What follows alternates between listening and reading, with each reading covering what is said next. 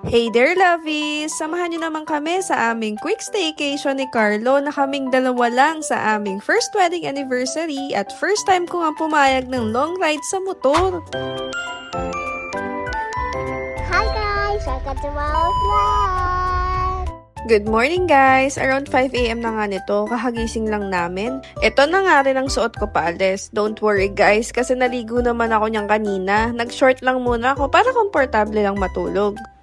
Nagtingin na nga muna ako ng maiinit na pagkain dito sa ref. 'Di ba ang kalat? Sipasok lang kasi ng pagkain yan sa ref.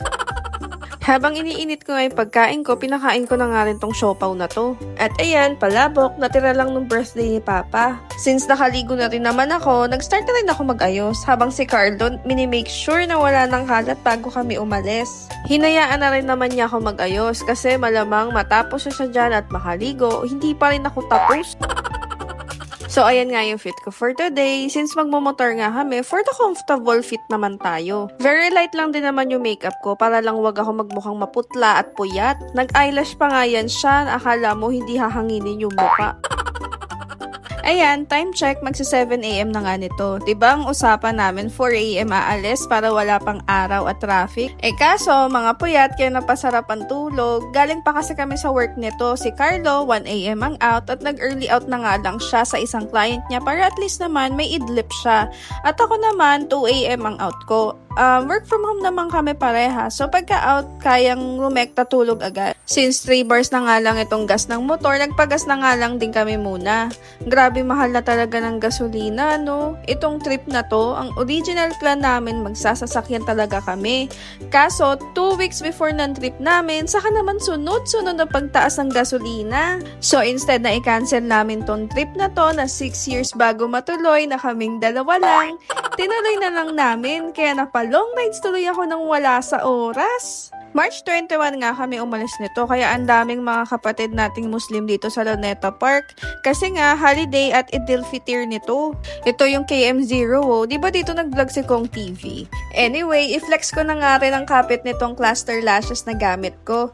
Grabe, as is na yan ah. Wala akong ginamit na lash band dyan. I-comment ko na nga lang din sa baba sa mga interested. After an hour, nag-decide na rin kami mag-stop muna dito sa 7-Eleven dahil ngalay na rin kami at nag-withdraw na rin kami syempre. And then sa pinakauna naming makitang fast food, kumain na rin kami dahil gutom na talaga kami ng mga point na yan.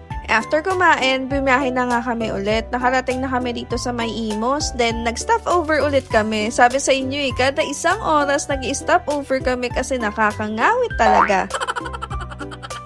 After an hour and a half, nakarating na nga rin kami dito sa Tagaytay. Ramdam mo na talaga dahil ang lamig ng hangin. Kahit ang tirik ng araw, hindi mo ramdam yung init dahil ang lamig ng hampas ng hangin. Dito nga kami mag-i-stay ngayon sa SMDC Wind Residences. Tanaw na tanaw nga rito yung Taal Volcano. Nung nakita ko nga sa may balcony, napawaw ako kasi parang landscape view talaga kapag nasa loob ka. Dito pa nga lang sa baba, ang ganda na ng ambience, ang peaceful. Ang sarap mag-walking dahil kahit mainit, ang sarap ng hangin. So dito nga kami mag-i-stay sa Tower 5. Nag-park na nga muna kami sa basement parking nila. Binayaran din namin to ng 250 ha. Hanggang pag-checkout naman na namin yon. Makeup ko pa girl ha. Ayan, nangitim siya eh. Since around 11 a.m. kami nakarating dito, naglakad-lakad na nga muna kami at naghanap muna ng matatambayan. 2 p.m. pa kasi yung check-in namin. Since medyo mga busog pa nga kami, tumambay na nga muna kami dito sa may Dairy Queen. Ice cream sa malamig na panahon, no?